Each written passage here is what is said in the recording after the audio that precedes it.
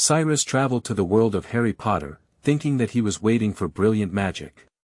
However, he replaced the soul of Voldemort in his diary and became Tom Riddle. Cyrus. It's broken, I've become Voldemort. Voldemort. Oh no, I'm a double.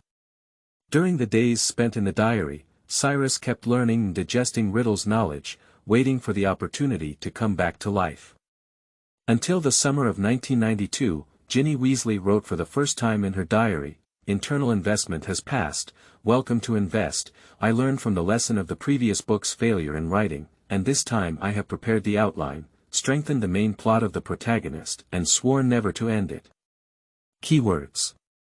Hogwarts, Hogwarts, Harry Potter keywords of the novel. Hogwarts. Damn it, I became Voldemort without a pop-up window. Hogwarts. Damn it, I became Voldemort. Download the complete text. Hogwarts. Damn it, I became Voldemort.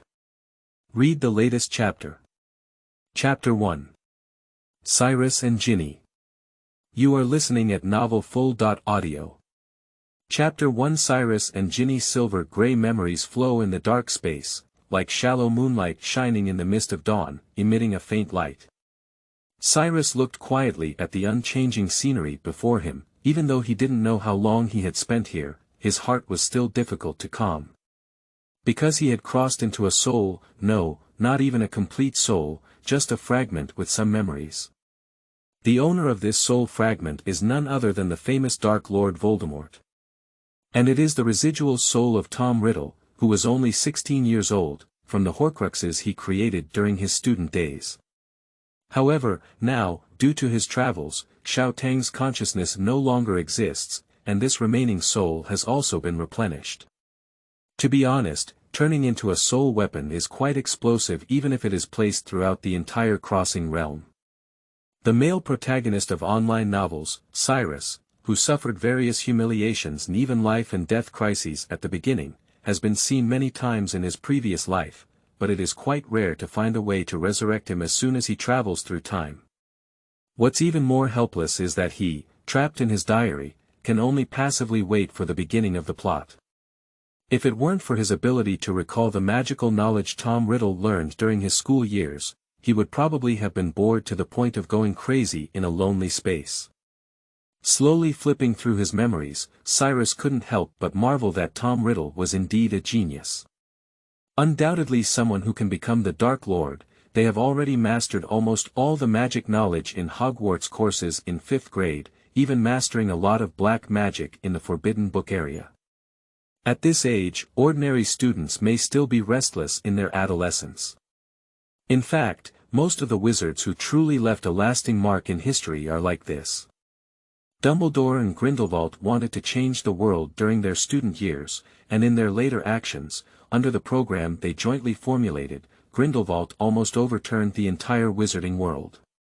Compared to that, Voldemort's pattern is indeed much smaller, but his talent is not inferior. Cyrus digested Tom Riddle's magical knowledge. He had experienced countless days like this, but today seems to be a little different. The silver mist was stirred, and the black ink drifted down like a faint wisp of smoke, falling into the silent memory in slowly blooming. August 19th, sunny, the handwriting ends here. Cyrus stood up with a swoosh. In front of the dilapidated desk, Ginny Weasley, who had originally planned to write a diary at her desk, looked at the blank diary in surprise. All the words she had just written had disappeared. On the yellow diary, apart from the handwriting printed on the cover and the blurry name, T.M. Riddle, on the back of the cover, there is no second word. T.M. Riddle. Ginny has never actually heard of this name before, but it's not surprising because the textbooks she uses are all second-hand.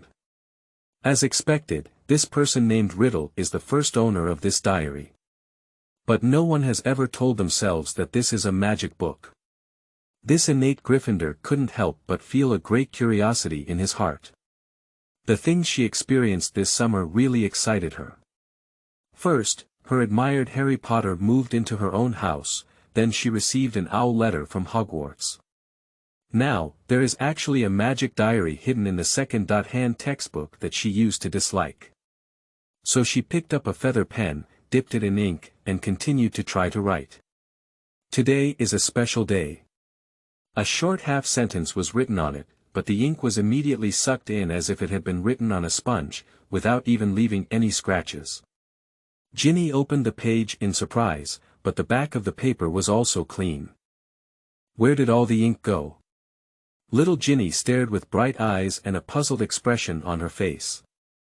At this moment, a horizontal line slowly appeared on the empty paper, or rather, a more appropriate greeting. Hello, may I ask if anything good happened to you today? Ginny was startled and hurriedly threw away her feather pen, jumping to the side. She looked at the diary with a face full of fear. Every child growing up in a magical family inevitably hears a warning. Never trust anything that can think independently, unless you see where your mind is hidden. This is just like Muggle parents telling their children never to trust any stranger who tries to approach you with candy. A magical item that can think is highly likely to be evil. Maybe I should tell my mom about this. Ginny couldn't help but think. This thought almost occupied her brain, but she hesitated to take action. Instead, another thought slowly began to grow. The diary was hand-picked by my mother at the Lycan bookstore along with those textbooks. If it was really dangerous, then my mother wouldn't give it to me. Perhaps I can keep it or see what tricks it has. If there really is any situation, it's not too late to tell Mom again. As a typical little lioness, Ginny never lacked courage and curiosity. She bent down to pick up the old feather pen and slowly walked back to the desk. The line of greetings had not yet disappeared, as if waiting for her response. Who are you? These three words, along with the greeting above, flickered and disappeared from Ginny's sight, followed by another line of handwriting. My name is Tom Riddle, and it's a small memory left by the owner of this diary. Where did you get it? After seeing this sentence, Ginny did not immediately answer. Instead, she opened her mouth and whispered, Harry Potter, realizing that what she was saying was still normal language rather than boring limericks. She breathed a sigh of relief and continued writing. My mother bought it in the second-hand books section of Lycan bookstore. The second-hand books section of Lycan bookstore. So, are you also a student at Hogwarts? The person in the diary seemed very surprised, as if meeting a stranger who was not familiar with him but closely connected. And the word, also, gave Ginny a huge sense of familiarity. I'm just starting first grade this year. Are you also a student at Hogwarts? I used to be, but later I graduated. I never imagined that the diary I left would fall into the hands of the little wizard at Hogwarts. Perhaps it was also fate. By the way, I haven't asked for your name yet. Ginny hesitated for a while before writing her name. Jennifer Molly Weasley, you can call me Ginny. At this moment, another line seemed to appear in the diary, but before she could read it, she was startled by a knock on the door and closed it with a snap. Ginny, it's time for dinner. Are you asleep? I called you several times. The voice outside was Molly Weasley. No, Mom, I'm coming right now. The new book set sail, and the internal investment has passed. Rest assured to invest. Seeking a wave of collection and follow-up reading is really important to me as a young author. End of this chapter. Chapter 2. Cyrus Resurrection Plan. You are listening at novelfull.audio. Chapter 2 Cyrus Resurrection Plan. Cyrus could not see any external scenery or hear any sound, but he could feel that his diary was rudely closed, which made him a little anxious. Ginny won't be discovered, will she? He doesn't know when Tom Riddle started communicating with Ginny Weasley in the original work. However, he believed that as long as Ginny started writing any word in her diary, Tom Riddle could not give up the opportunity to communicate with the other person. Therefore, since Tom Riddle in the original work was not discovered, he should not have been exposed so quickly. As for why the other party suddenly closed their book and disappeared, perhaps there are other reasons, and I can only wait now. Since Cyrus crossed into the diary, he has been waiting for this opportunity, and in order to resurrect, he can be more patient. In fact, at the beginning, he made two plans, just to see who the person who opened the diary was. If Lucius Malfoy had opened his diary, he would have directly asked him to find a few black wizards and resurrect them with their vitality. But now it seems that perhaps when Voldemort handed over the diary to Malfoy, he only told him that it could open the Chamber of Secrets, but did not mention the Horcruxes to him. Now, Cyrus can only continue according to Tom Riddle's original resurrection plan. To absorb the life of the little wizard, and then use this to start influencing reality, ultimately achieving resurrection. Of course, he's not Tom Riddle, so the duel with Harry in the Chamber of Secrets can be completely omitted. On the contrary, it is possible to take advantage of this gap and slip away before Dumbledore is recalled by the school board. Overall, this is a good plan, and the important thing is that no one will die during this process, even Fairy's cat. Mrs. Loris will live well in the end. Of course, except for those roosters that were strangled to death by Ginny. Cyrus can only express his apologies to Kunkin for this. Of course, this plan does have risks, and the biggest danger is naturally Dumbledore. But besides that, Cyrus doesn't have a better way either. He doesn't have long feet on his body, and if Ginny doesn't bring him into Hogwarts, there's nowhere else to go. Besides, those adult wizards outside are not as easy to deceive as those idiots in Hogwarts. As long as you have a physical presence, it will not be difficult to leave Hogwarts with a powerful snake monster, and after leaving Hogwarts, the safety factor will be greatly enhanced. Even if Dumbledore found out that he was playing tricks, he probably wouldn't be able to find his own shadow. As for confessing to Dumbledore, Cyrus rejected it as soon as he thought of it. Dumbledore may never believe a person with Tom Riddle's face. He would only feel that Voldemort wanted to play tricks in front of him, especially after the failed attempt to steal the Philosopher's Stone in the previous academic year, perhaps plotting some kind of scheme. Ginny quickly walked down the stairs and saw Harry chatting and laughing with Ron at the dining table.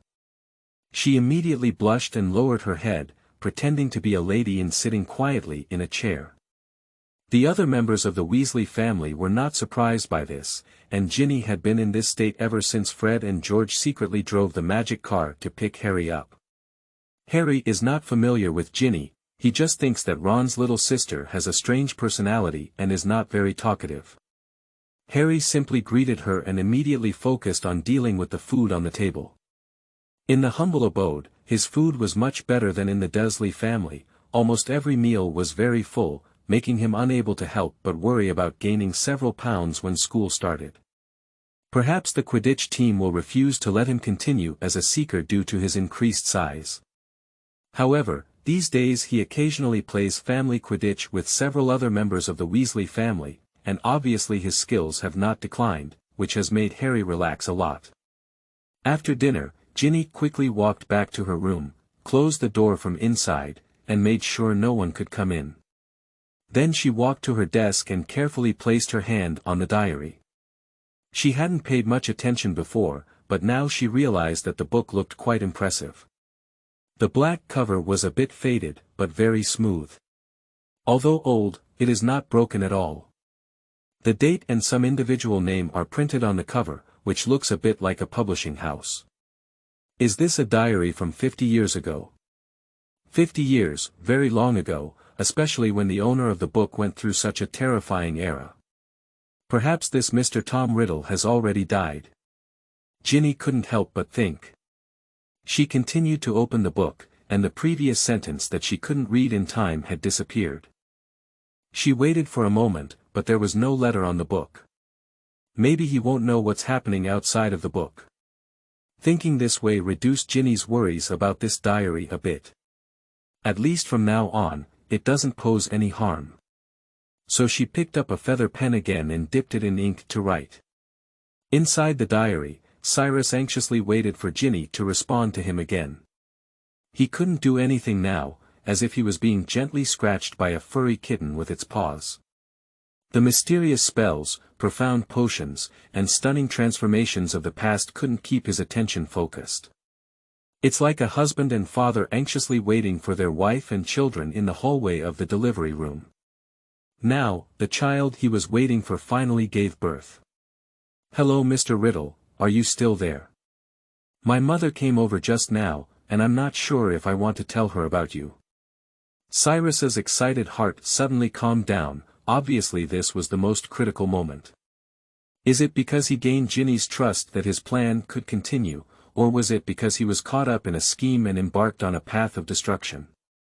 Simply saying "don't" may arouse suspicion, but it will only backfire. He didn't dare to think for too long, and after a moment, he gave a response. "Of course you can, in fact, you should do it this way. Any wizard should be wary of magical items unless you are truly convinced that they are trustworthy. To be honest, I thought you had checked them before communicating with me. Fortunately, you received my diary, so if it were the wizard sonnets, you might be in danger." "You're right, Mr. Riddle. I don't want to just say 5-element limericks from now on. Of course, I think Mr. Riddle can be trusted." Upon seeing this response, Ginny immediately chuckled. She remembered that she had even recited Harry Potter's name once before to verify if she had been cursed. However, it is precisely because of this that it appears that this diary is not one of those evil magical props. It cares about me. Ginny's eyes were sparkling. "Of course, I wouldn't do such cruel things like those black wizards. In fact, I was one of the best students in Hogwarts before. I was a prefect and later served as the president of the student union. During my time at school, I also received the Special Contribution Award to the school. I think even now, that medal is still in the prize display room." Cyrus hinted that Ginny herself was trustworthy and diverted the conversation. "Really? You sound like Percy," Ginny replied in surprise, "but he hasn't become the president of the student union yet, nor has he won any special contribution award." "Who is Percy?" "It's my brother, he was the prefect of Gryffindor last year. And he got 12 OWL certificates, but he's a bit bored." At this point, Ginny almost believed that the diary was harmless. "I don't think I need to tell Mom about your situation, do you think? Just this once." Cyrus suppressed his inner joy and said earnestly, "Sometimes having a little bit of his own secret is also an interesting thing.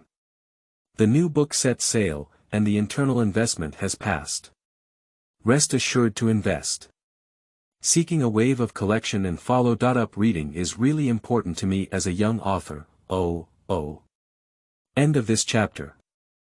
Chapter 3. Impure Bloodline. You are listening at novelfull.audio. Chapter 3 Impure Bloodline. The summer vacation passed quickly. In these more than 10 days, Cyrus has almost gained Ginny's trust. Now they are as close as old friends they have known for many years. To be honest, this is not difficult at all. Although Ginny is the most beloved child in the family, as a girl, she always has secrets that are difficult to confide in her family. At such times, Cyrus came in handy. Sometimes Cyrus feels guilty about deceiving little girls, but he doesn't care much about resurrection.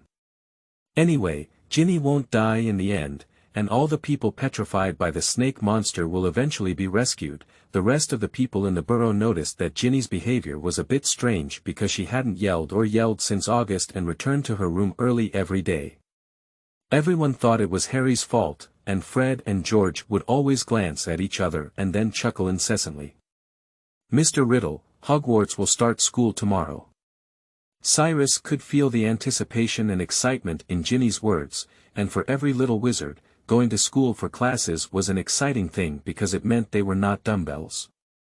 Meanwhile, he is even more excited than Ginny. The road to resurrection is almost right in front of him. If the plan goes smoothly, he will have physical ownership before the end of the next semester. So he answered with great enthusiasm. "Congratulations, Ginny, I believe Hogwarts won't disappoint you." "Thank you." A hesitant thank you fell, and Cyrus guessed that she must have some more to say. "To be honest, I'm a bit worried about my branch. Fred and George refused to tell me about the contents of the branch ceremony." But last year I eavesdropped on their conversation with Ron, so there's a possibility I'll face a giant monster, she said anxiously, and I know they did deal with a giant monster last year. Also, I'm worried about being bullied in school. Seeing Ginny's words, Cyrus couldn't help but smile. Keeping the separation ceremony confidential for every first-grade wizard has been a reserved program for every year, and many outrageous claims have emerged about it. However, when it comes to the division ceremony, Cyrus couldn't help but regret missing last year's division ceremony. He may never be able to say the phrase, pure bloodline, again. Of course, he is now Voldemort, a mixed race.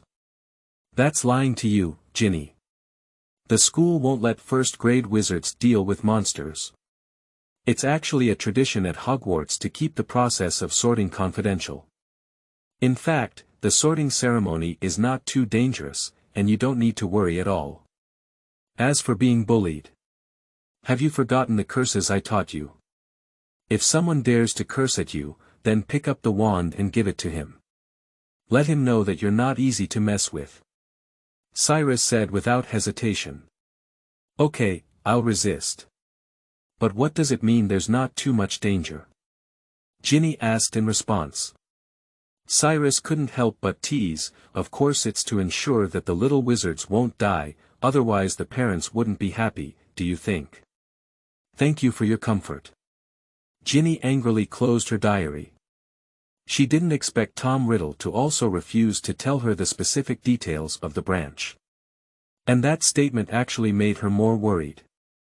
Damn Tom, I don't want to talk to you anymore. She angrily smashed her diary onto the bed, muttering and sitting there. But soon she couldn't help but open her diary again. Are you sure we don't have to fight against monsters?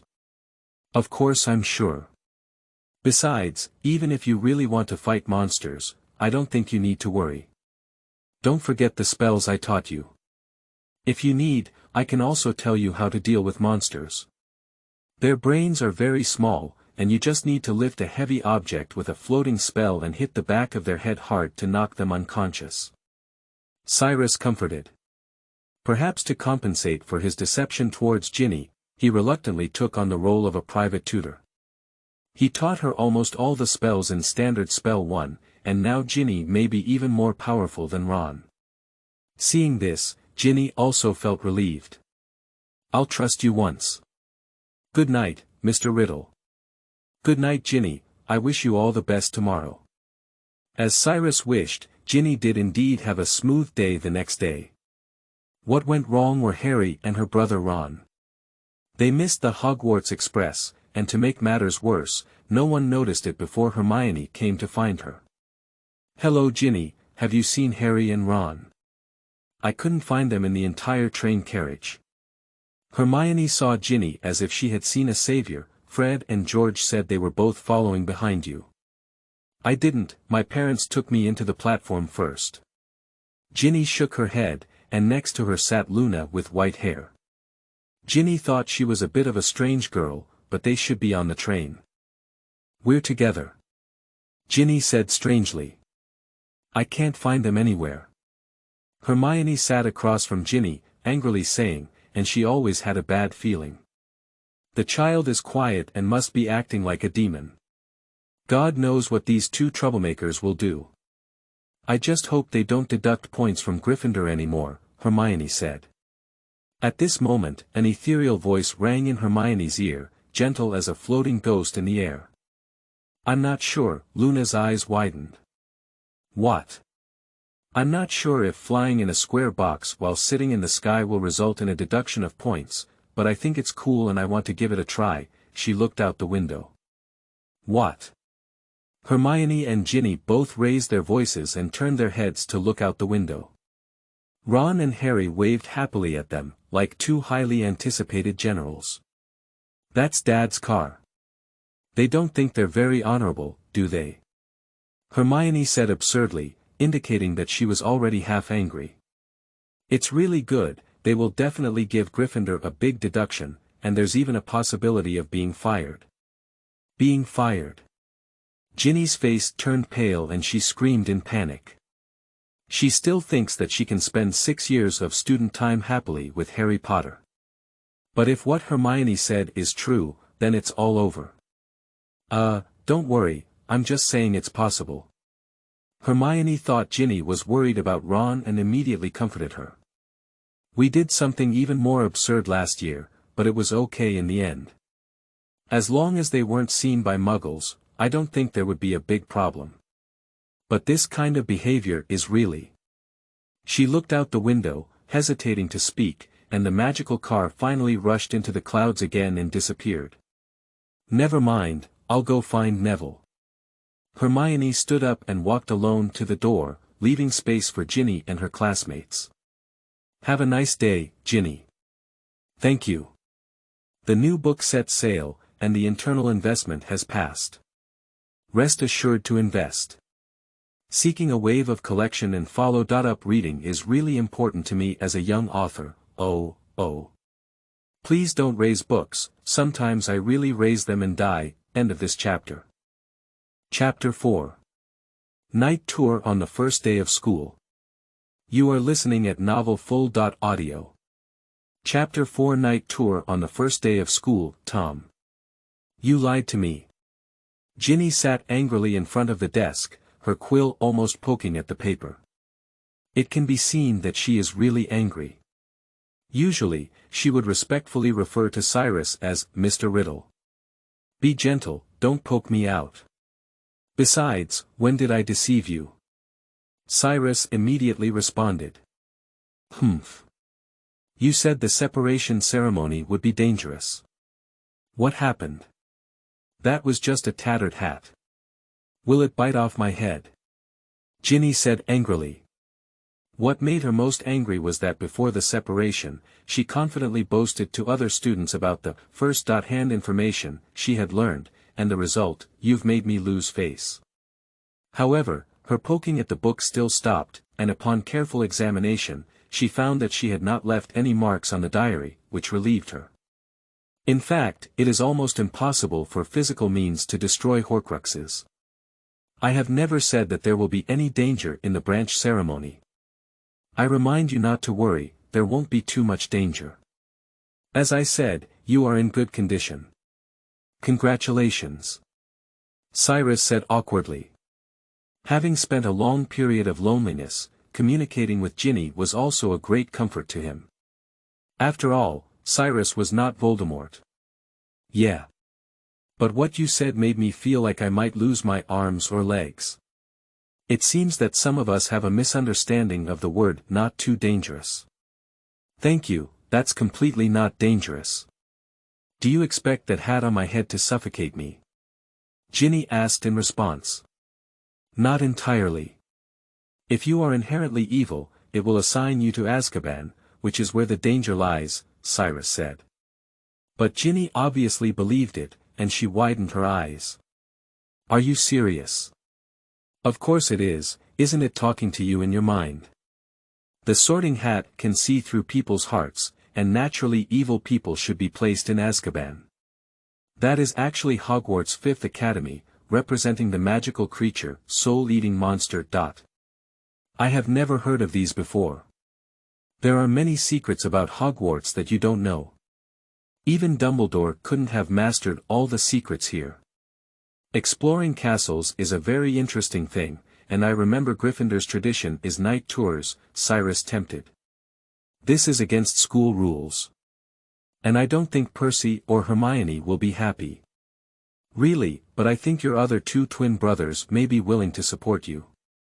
Ginny has already told him some specific information about the Weasley family these days, so Cyrus can speak up without any hesitation. They are indeed afraid that the world will not be chaotic. Not to mention that, did anything interesting happen on the first day of school? Did you make friends? Cyrus asked with concern. Of course there is, it's just too interesting. Ginny wrote heavily on the paper, and it's not difficult to see that what she said was completely ironic. Harry and Ron were late. They were sitting in Dad's car and driving all the way from the sky, only to be witnessed by several muggles. In the end, they broke a beating willow or something. Many people thought they would be fired. Fortunately, they didn't. This is really a very exciting experience. I just think it's terrible. What if Harry gets fired? It was specifically Ron's instigation, and Dad's side is likely to have trouble, Ginny said angrily. Do you really care about that Harry Potter? Cyrus asked sharply. This made Ginny, who was full of anger, panic all at once. Her face turned red, as if she had been poked at careful. No. I just think Harry.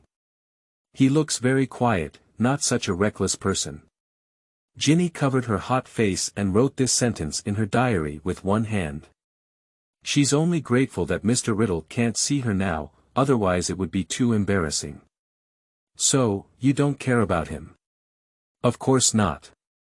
Ginny quickly denied, then hesitated to write, at most. At most, it's a bit of worship.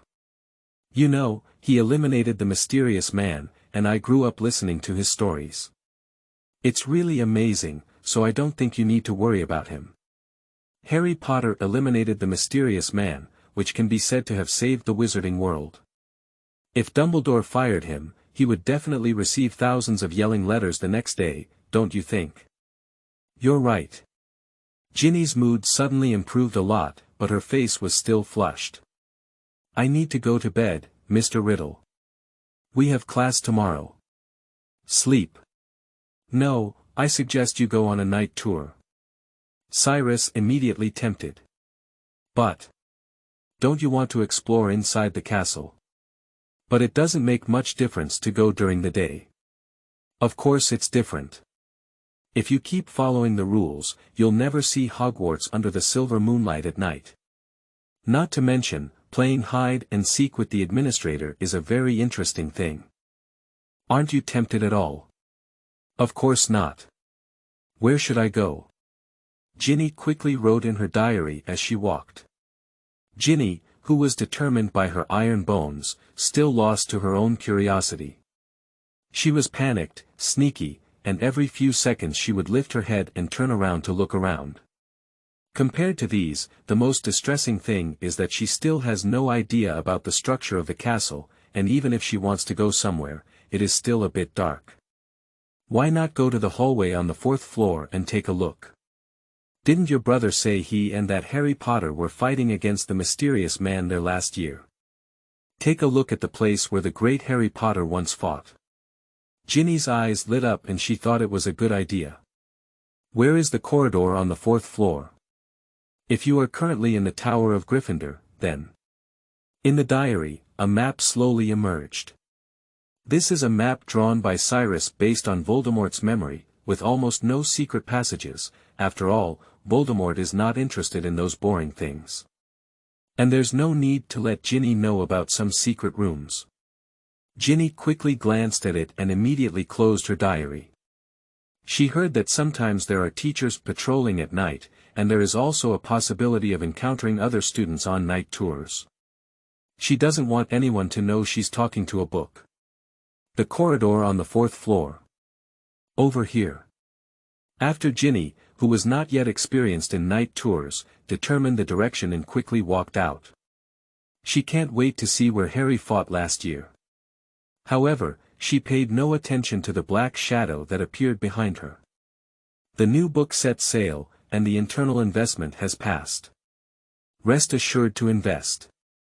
Seeking a wave of collection and recommendation, this is really important to me as a young author. Love you all. End of this chapter. Chapter 5. Corridor and Metal Exhibition Room on the 4th floor. You are listening at novelfull.audio. Chapter 5. Corridor and Metal Exhibition Room on the 4th floor. Ginny tiptoed inside the dark castle. It was almost 12 o'clock now, and there was no light in the hallway. The wind blowing everywhere howled incessantly in the darkness, and the tall trees outside the castle swayed their branches in the wind, like twisted bird-shaped cannibals. All of this makes Ginny a little scared. She was suspicious and anxious, and even the slightest sound made her tremble with fear. Now Ginny regrets putting away her diary.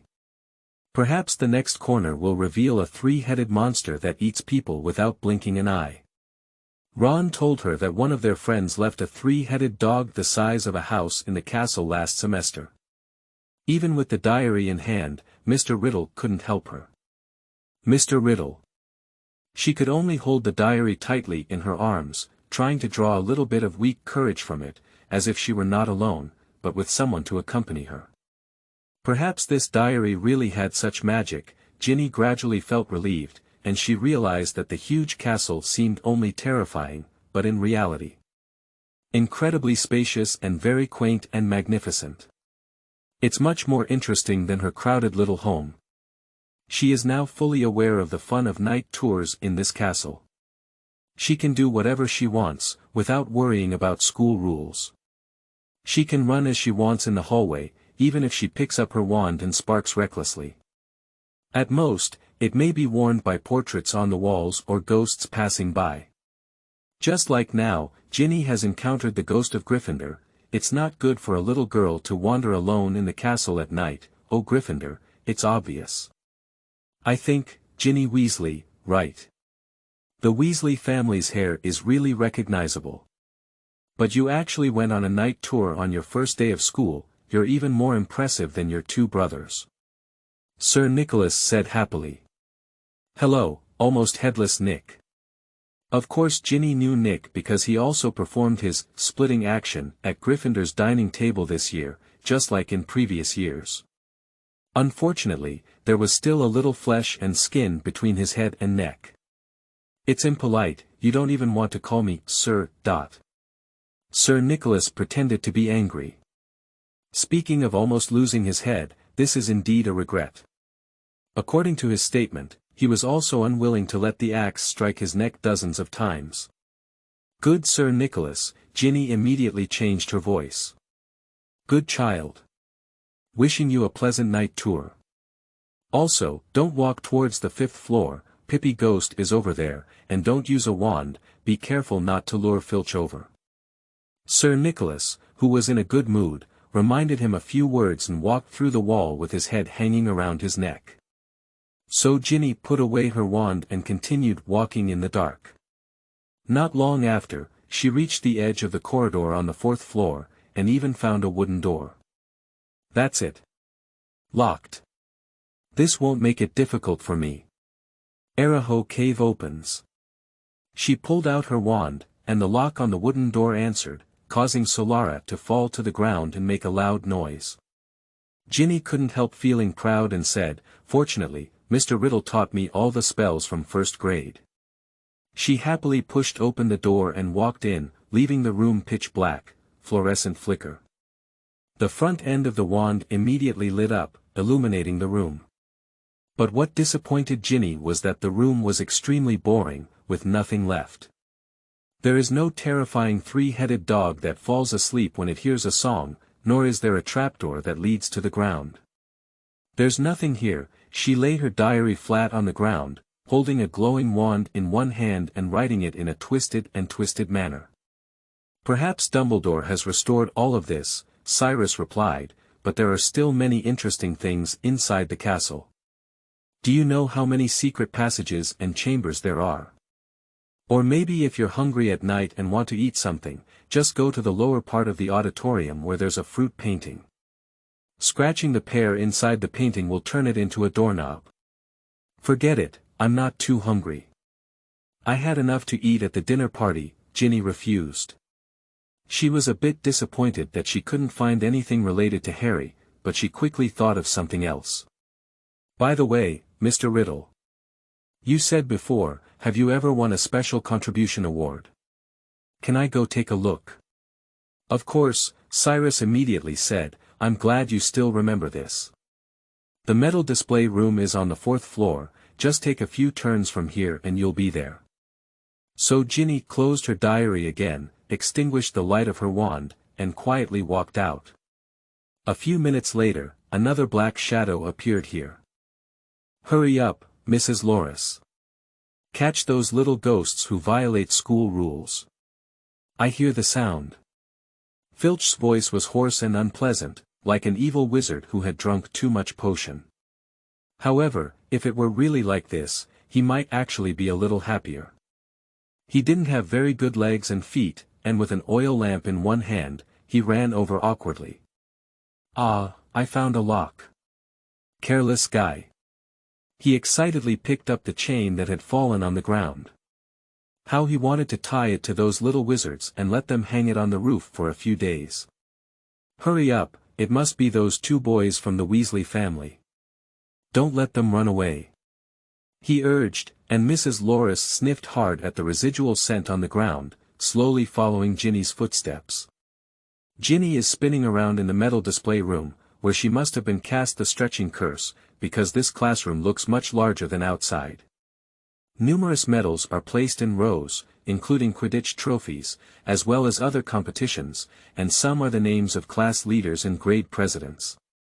These are all placed behind a huge glass. Under the dim light, Ginny saw Percy's name and left it on top. At the same time, she naturally saw Tom Riddle's name. In fact, this name has appeared many times in the metal display room, and Ginny can fully imagine how excellent the other party is. The Special Contribution Award is completely different from other awards, and this medal is very large, highlighting its special status. It's just that it's not clear why Tom Riddle won the award. Ginny was immediately filled with curiosity, and she couldn't help but want to know the answer immediately. She opened her diary again. It was almost her signature move. However, this time the diary was interrupted before it could be opened. A hand reached out from the darkness and grabbed Ginny's wrist. Ginny widened her eyes in terror. Please recommend and collect, lovely babies, don't raise books. Love you all. End of this chapter. Chapter 6. Secrets and the Guardian Curse. You are listening at novelfull.audio. Chapter 6 Secrets and the Guardian Curse. Fred, George. Ginny's face was full of panic, and she screamed in terror. But Fred, who was quick-witted, covered his mouth. Keep it down, Ginny, Filch is not far away.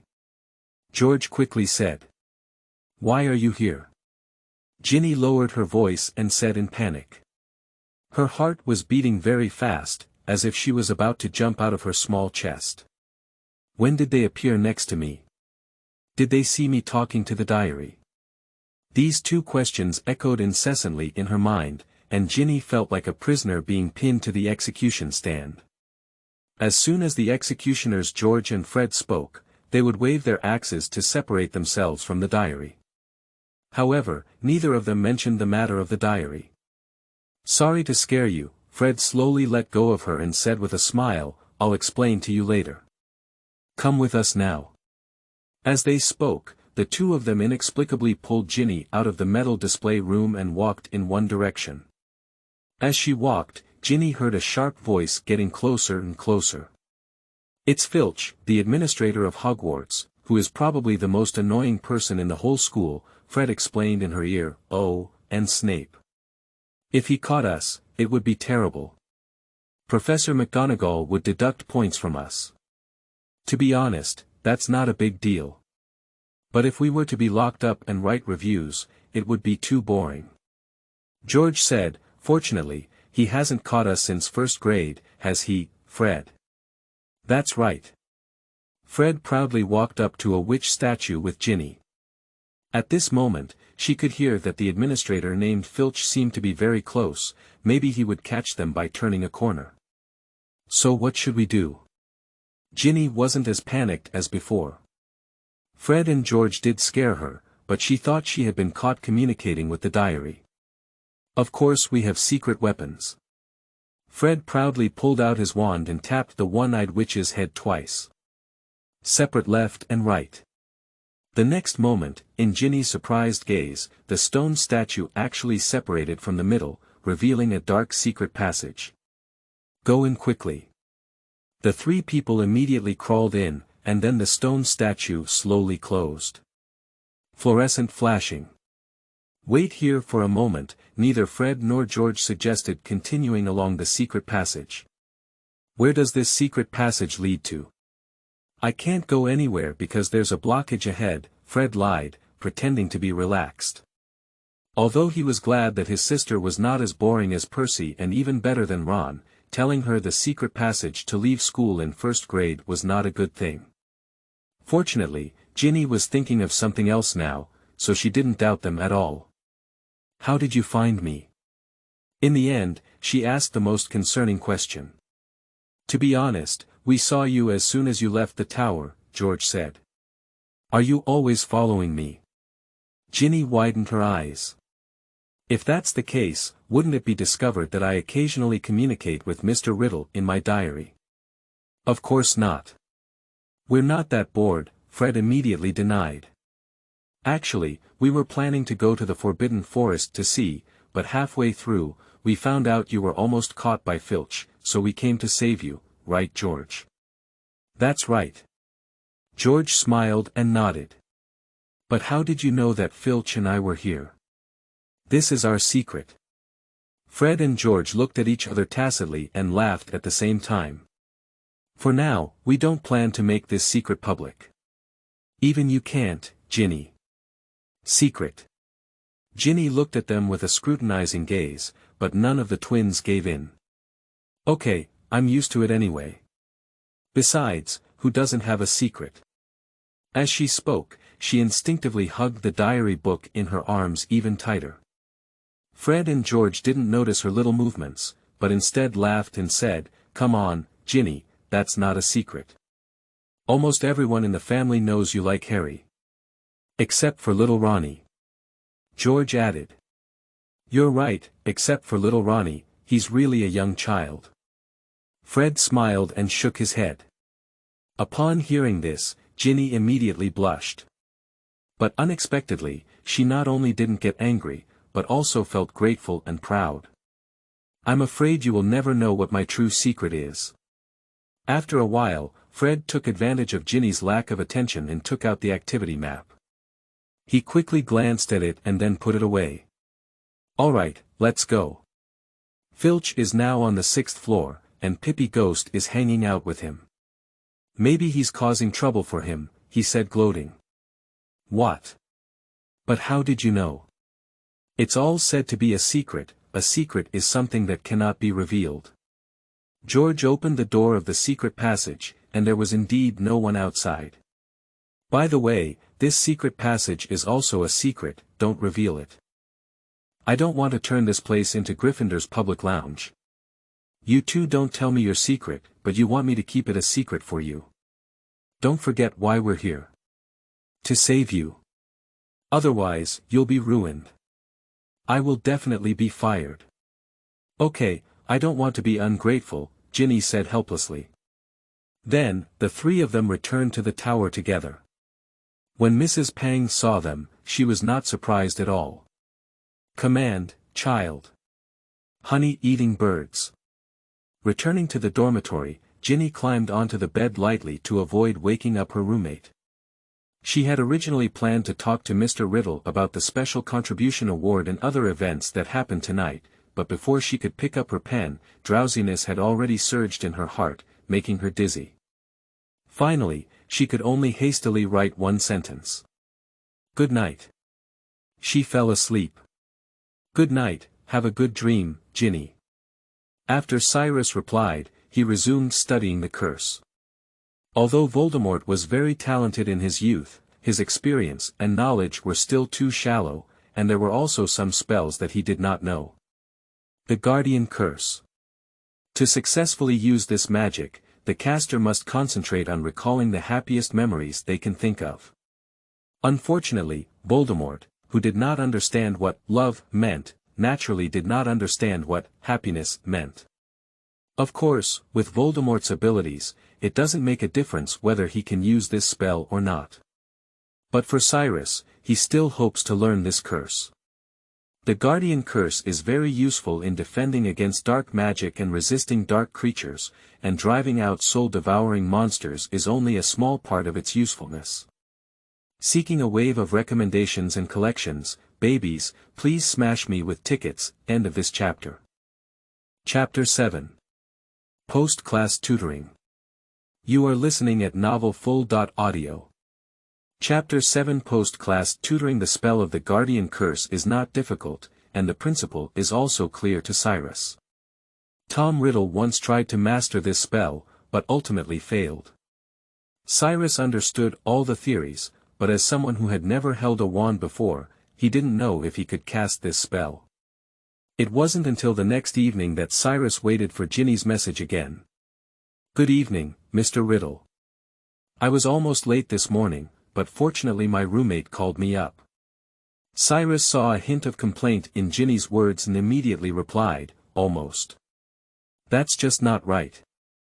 I think last night's night trip was quite interesting, right? Even if it was really late, it was worth it. Anyway, I can teach you most of the knowledge, maybe even better than the professors because I am more patient and it's 1.on.1 tutoring.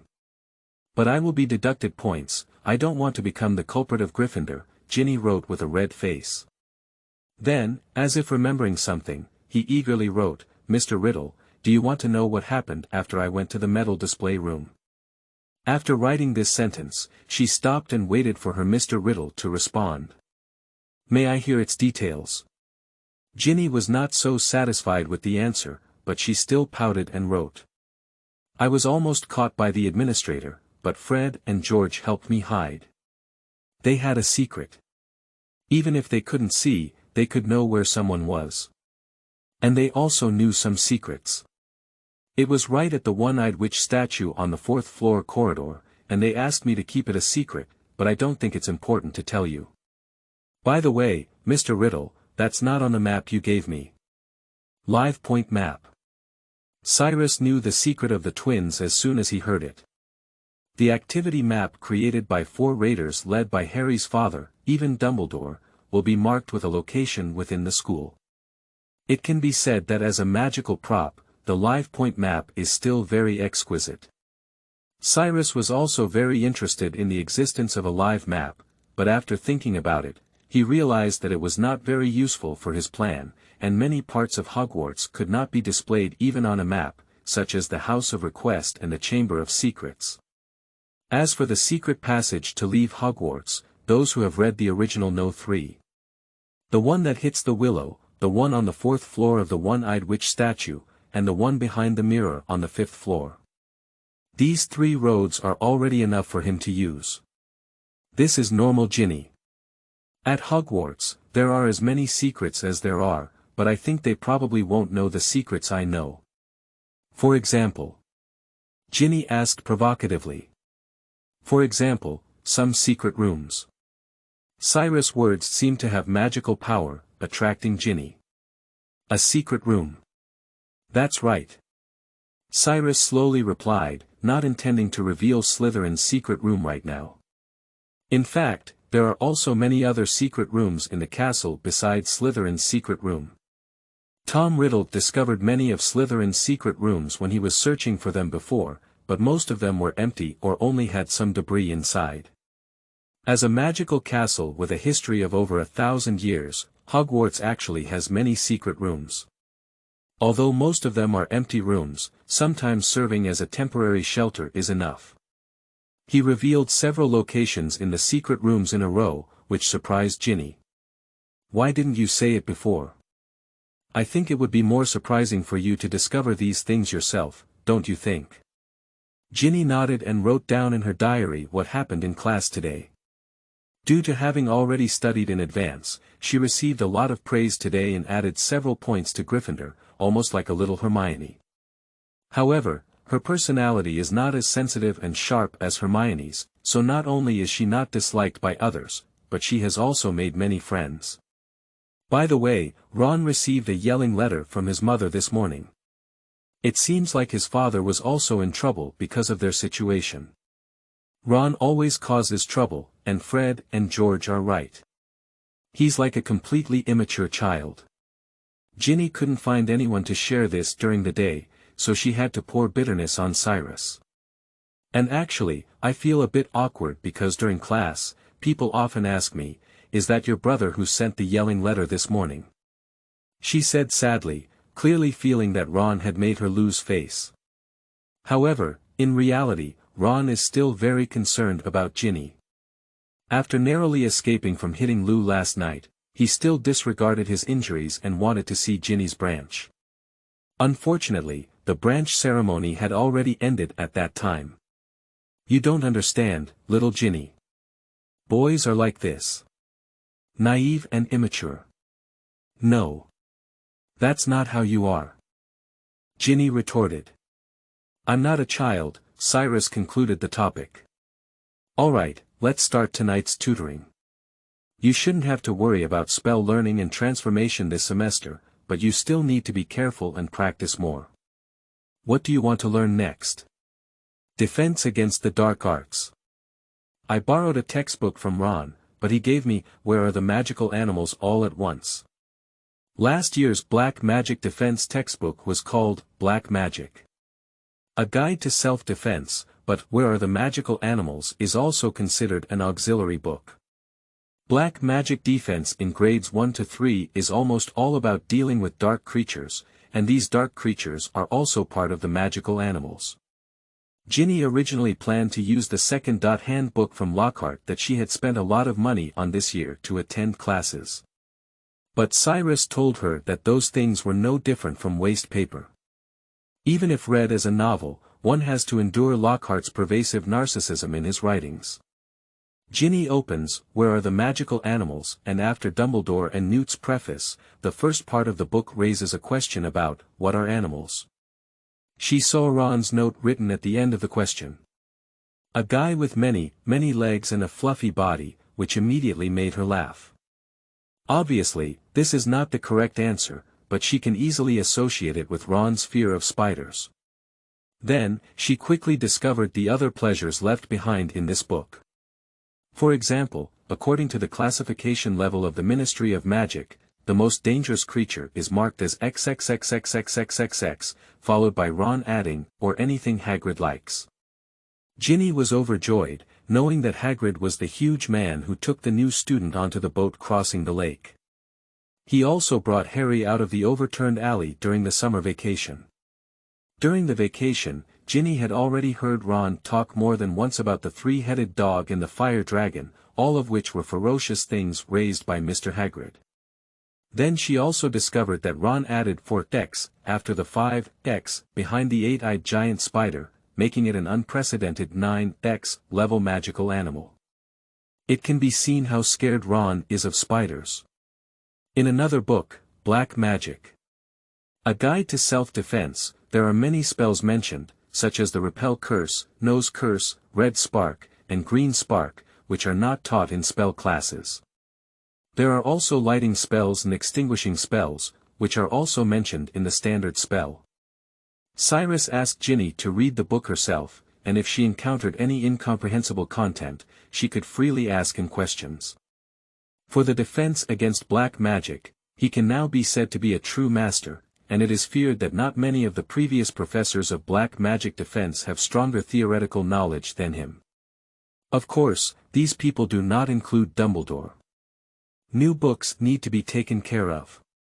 If you think the key is well written, you can bookmark it first. End of this chapter. Chapter 8. First Possession. You are listening at novelfull.audio. Chapter 8. First Possession. Time passed peacefully, and during this time, there was hardly any major incident at Hogwarts. Except for the chaos that Lockhart caused in class. Now Ginny almost understood why Mr. Riddle was so contemptuous of Lockhart's works. He's just a haystack. Ron has said this more than once during meals, but each time it has caused Hermione's dissatisfaction. Hermione is almost a brainless fan of Lockhart. Even though she has seen the other party cause trouble several times, she still firmly believes in the false Lockhart in the book. During this period, Ginny became increasingly dependent and trusting of Mr. Riddle. She shared almost everything with Cyrus, her happiness, worries, troubles, and fears. She almost opened her entire soul to Cyrus, who was greedily devouring her secrets and fears. Now, Ginny raised her eyes, her expression completely different from usual. Or it would be more appropriate to call her Cyrus now. This is the first time in a few weeks since the start of school that Cyrus has attempted to seize control of Ginny's body. He is very cautious and will give up if there is anything wrong. But in reality, it went even smoother than he had imagined. Cyrus stuffed the meat patty into his mouth and took a big sip of pumpkin juice. Although it's not his own body, he can feel everything that this body can feel now. The long-lost food has made him very happy, and he plans to go around after breakfast. Colin Cleave. He turned his head and looked at a very thin boy with gray hair next to the dining table. "What's wrong, Miss Weasley?" Colin Cleave turned his head in surprise. Since the start of school, he has not spoken to this very lovely classmate yet. "Please help me take a leave, I'm feeling a bit unwell." "But I don't think your expression is wrong." "Okay." Colin Creevey stared blankly at Cyrus back, because before he could finish speaking, Cyrus had already strode away. Cyrus first wandered around the school and then walked towards the direction of the Forbidden Forest. He needs to first figure out where the school roosters are kept, and then prepare the opportunity to kill them all. Passing by the playground, Cyrus gradually moved away from the castle and embarked on a small path. On the path, he could see a vast forest from a distance. The area of the Forbidden Forest covers at least several hills, and at the edge of the forest, there is a small wooden house. Cyrus approached step by step and saw Hagrid bending over in the field, where the pumpkins were almost taller than Ginny. "Hey!"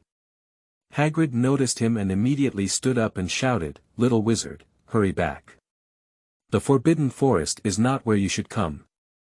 "Hello, Hagrid. I'm not going in, I'm just walking around." Cyrus didn't stop, but slowly walked to Hagrid's pumpkin field. "What a big pumpkin, did you use the expansion spell?" "Ah, it's you, the little girl from the Weasley family." Hagrid recognized Ginny at this moment, and his attitude immediately became friendly, but at the same time, he became even more vigilant.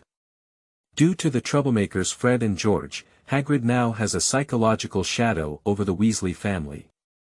It's just a little help, and by Halloween, they'll be even bigger.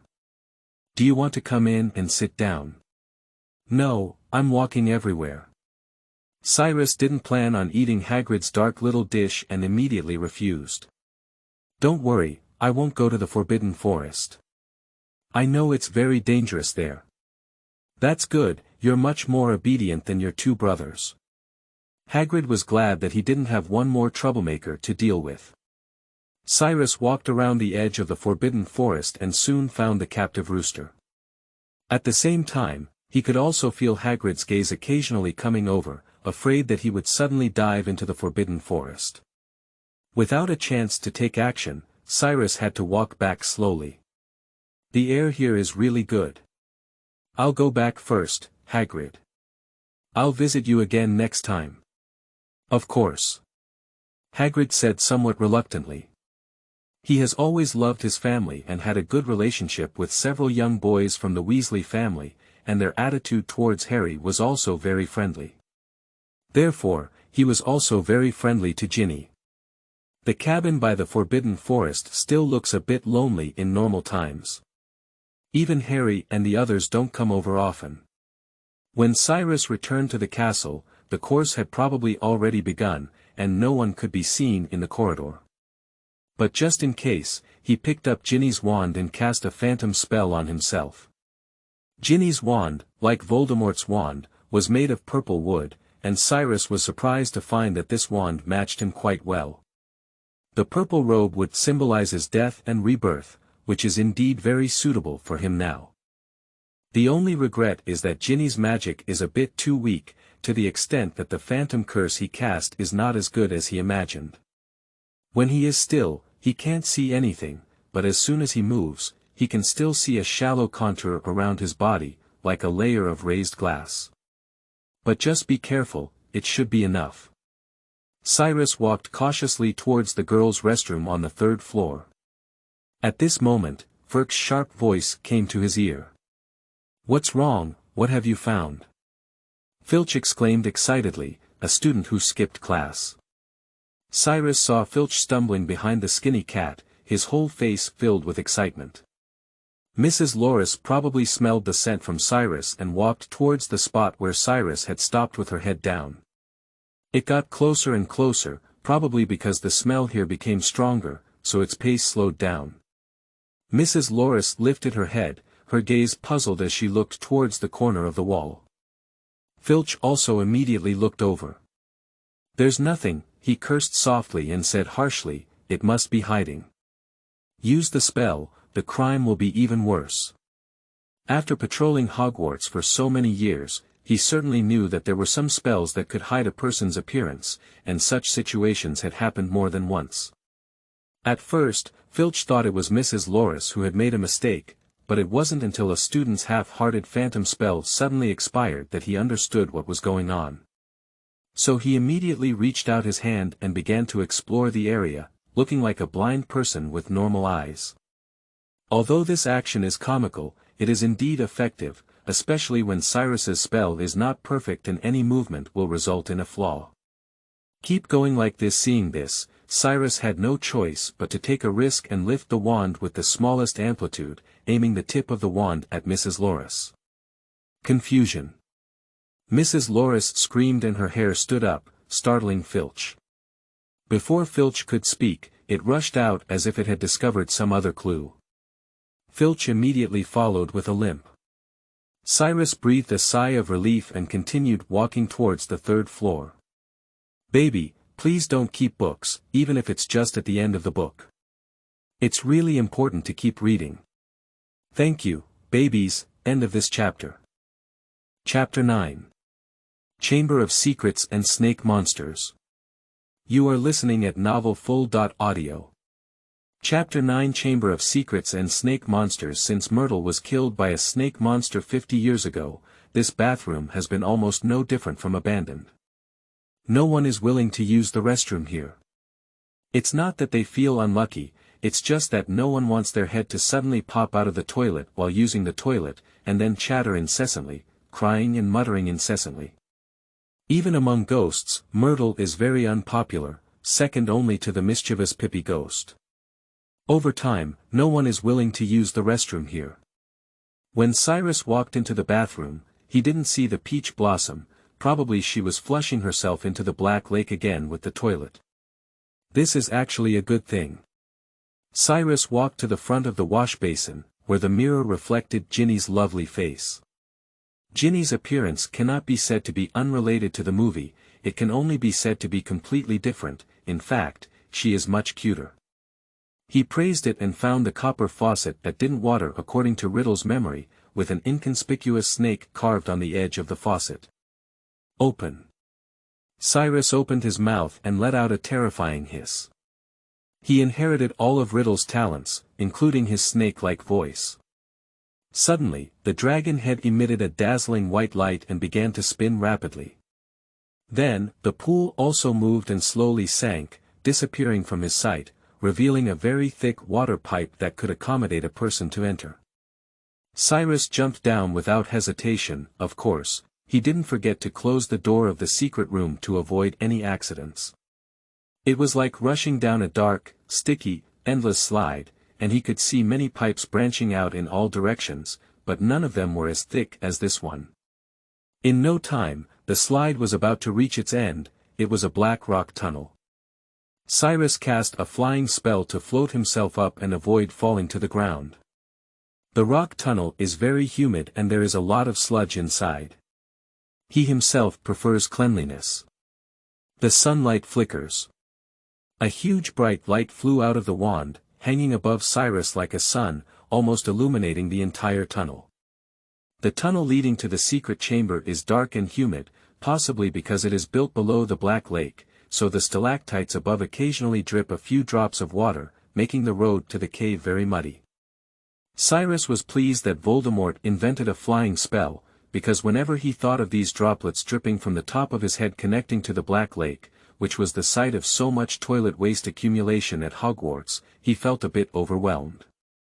However, in reality, not to mention the self-purification ability of the huge Black Lake itself, it is sufficient to deal with those impurities.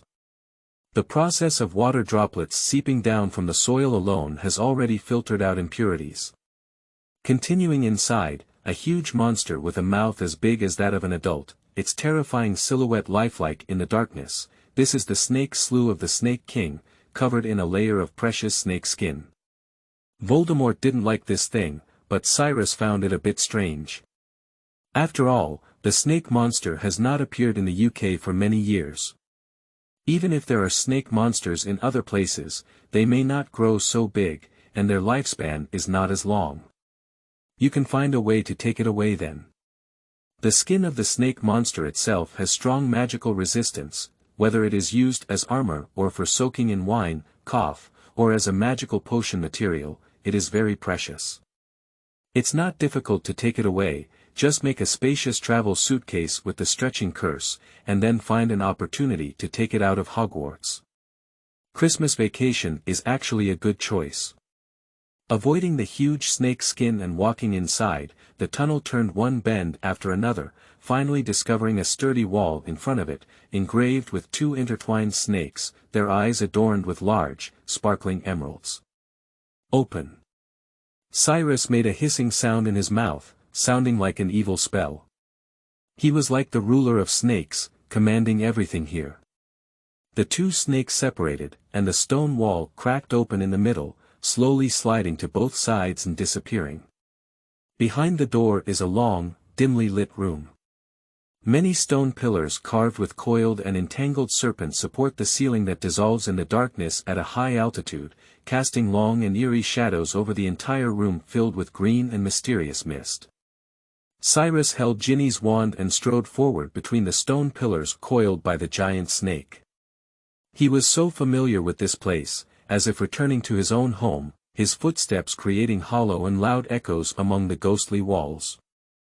When he walked parallel to the last pair of stone pillars, a statue as high as the room itself appeared in front of him, tightly attached to the dark wall behind him. That was an old, monkey-like face, with a sparse long beard that dragged almost all the way to the hem of the stone-carved wizard's robe, and two grey big feet standing on the smooth floor of the room. Is this Slytherin himself? Cyrus raised his head and looked up. The statue was ugly, but it didn't matter. Anyway, he was handsome himself. And compared to Slytherin's power, his appearance has long been less important. Speak to me, Slytherin. The greatest of the Hogwarts Big Four. The huge stone-carved face of Slytherin began to move, and its mouth began to open wider and wider, eventually forming a huge black hole. Cyrus closed his eyes to avoid being accidentally injured by the snake monster's magic. Then, he heard something moving in the mouth of the statue, sliding upwards with a rustling sound from deep inside. After a moment, a heavy object hit the ground and the entire room shook. He could hear its heavy body slowly sliding over the dusty ground. Not long after, Cyrus opened his eyes again and saw the appearance of the snake monster with his own eyes. Its scales are green, but they reflect a colorful luster. Its huge body swims on the ground of the secret room, forming a huge circle around Cyrus. Finally, its upper body stands up from behind Cyrus, with eyes larger than a light bulb suspended on top of his head. This is a proof of its obedience. The innate snake vibe has the power to make snakes submit, but the learned snake vibe is just a language. Sleeping for 50 years, this was just a brief moment in the life of the snake monster. Now, it seems to have gained a chance for rebirth, and the terrifying magic is unleashed recklessly. Be quiet. Cyrus ordered. The snake monster immediately lowered its head and heart. Don't worry, you'll be able to move freely soon. Before that, we need to be patient. Cyrus curled his lip slightly. He just came over today to check on the status of the snake monster. As for the attack, let's put it on Halloween night. If nothing unexpected happens during Hogwarts Halloween, it always feels like something is missing. After all, who can say that this ghost festival does not have magic? Ball recommended tickets and follow. Up reading. Babies who like this book can save it and add a bookshelf to prevent getting lost. End of this chapter. Chapter 10. Ginny's Doubts. You are listening at Novel Full. Audio. Chapter 10 Ginny's doubts. The next morning, Ginny got up from the bed with her head covered. She felt a bit groggy, as if she hadn't rested. But she knew she couldn't lie down like this anymore. If she slept a little longer, she was afraid the class would start soon. So she quickly sat up, started dressing, combing her hair, and then went to wash up. But when she came back to pick up her textbooks after washing up, she realized that her roommates were still lying in bed one by one, unconscious. "Hey! Get up quickly, otherwise you'll be late for class," she exclaimed. However, a head peeked out from under the bed curtain next door and said, "Ginny, have you fallen asleep? Today is the weekend." Weekend? Ginny widened her eyes. How could it be the weekend? Did she remember that it was Thursday when she went to bed yesterday? Did you sleep all day? Or is it true that this world is actually a world of science? Of course it's the weekend, wasn't yesterday Friday? You said you were feeling unwell and asked Colin to take a leave for you. Is it possible that you haven't recovered yet? Do you want to go to the school hospital for a check-up? Several roommates immediately asked with concern. It's okay. Maybe I got it wrong. Ginny scratched her hair and slowly sat back on the edge of the bed, turning her gaze to her small desk. There is nothing on the desk, but the diary is hidden in the drawer. Is it you? Mr. Riddle. Despite feeling a little skeptical, Ginny kept this matter to herself. At this point, if she were to tell her parents about the diary, she would definitely be scolded. She doesn't want to receive a yelling letter while eating. If that's the case, she'd rather die. On the other hand, Ginny is also unwilling to believe that Mr. Riddle will harm herself. Just like now, although I have lost a short memory, it seems that I have not been hurt. Perhaps Mr. Riddle has other reasons. She wanted to immediately open her diary and figure everything out, but when her hand was placed on the drawer, she felt a bit intimidated. She was afraid that all of this would be false, and from head to toe, Mr. Riddle was just trying to gain her trust. I treat Mr. Riddle as a friend and tell him all the secrets. If I am really betrayed, what should I do? Thinking of this, Ginny suddenly realized that she didn't know anything about Mr. Riddle. She only saw the honors the other party received in the medal display room, but what about everything else? What kind of person is Tom Riddle?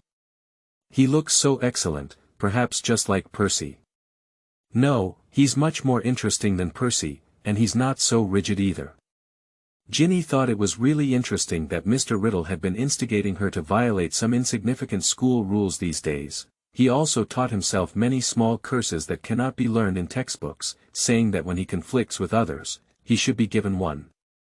He's not like Percy at all, he's quite like Bill. Ginny thought this way. The more she thought about it, the happier she became, and the more she thought about it, the more she felt that Mr. Riddle could not harm herself. But in this way, the question returns to the starting point. Is Mr. Riddle really up to something, and if so, why is he doing it? And should I continue to communicate with Mr. Riddle? Various problems are troubling Ginny, making her a bit restless. She really wants to continue sleeping, but she can't sleep at all. So she simply got up and silently walked to the public lounge. "Hey, Ginny." Ron called out to her with his eyes blurred. "Can you help me call Hermione? Harry went to practice Quidditch this morning, and we're planning to go over and take a look. You can also come together." "Oh, okay, but I'm not in the mood right now," Ginny just nodded and turned to find Hermione's dormitory. A few minutes later, Ginny and Hermione hurriedly came down together. "Are you really not going with us, Ginny?" Ron looked much clearer. He was a bit puzzled. His sister usually admires Harry very much and wished she could keep her eyes on him all the time. But now, it seems that she is not so interested in Harry. However, this is not surprising. Setting aside those legends, Harry is actually just an ordinary wizard. Ron himself also realized this in the process of getting along. Of course, Harry, after taking off his legendary coat, is still a great friend, at least much better than Lockhart's little rascal. Ginny pondered for a moment. She didn't really have much mood at first, but thinking that Mr. Riddle would occasionally make her more cheerful, she suddenly felt that there was nothing wrong with going and taking a look. Coincidentally, she has nothing to do now because she has found that Mr. Riddle has kindly completed all her weekend homework. Okay. The three of them first went to the lobby to bring some food, and then walked together to the playground. The Quidditch stands were empty, with almost no one, not even the arena. But she did see Colin wildly shooting around with his camera in hand. 3 people were sitting together, and the morning mist on the playground had not completely dissipated. In no time, Harry and the other team members walked out wearing a jersey. It looks like training is about to begin again. Ron was surprised by the intensity of Quidditch training, as Harry set off before dawn. You haven't finished practicing yet. Haven't finished practicing yet. No. Haven't started yet. Harry shook his head and said, Wood has been talking about tactics for hours, and I'm almost starving. Do you want some food? Ginny handed out the bread in her hand. She didn't have much appetite. He was a bit tempted, but Wood was not going to give him time to eat. Harry kicked his 2 feet and rode his light-wheel 2000 into the sky. But the training was interrupted almost before it started. Because Colin seemed to be crazy, holding up his camera and shooting at them made Wood very unhappy. He suspected that this kid was a spy sent by Slytherin to obtain intelligence on their new tactics.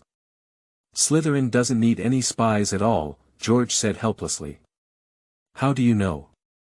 Because they came by themselves. A few people wearing green robes walked into the court, each holding a flying broom. It's their old rival Slytherin's team.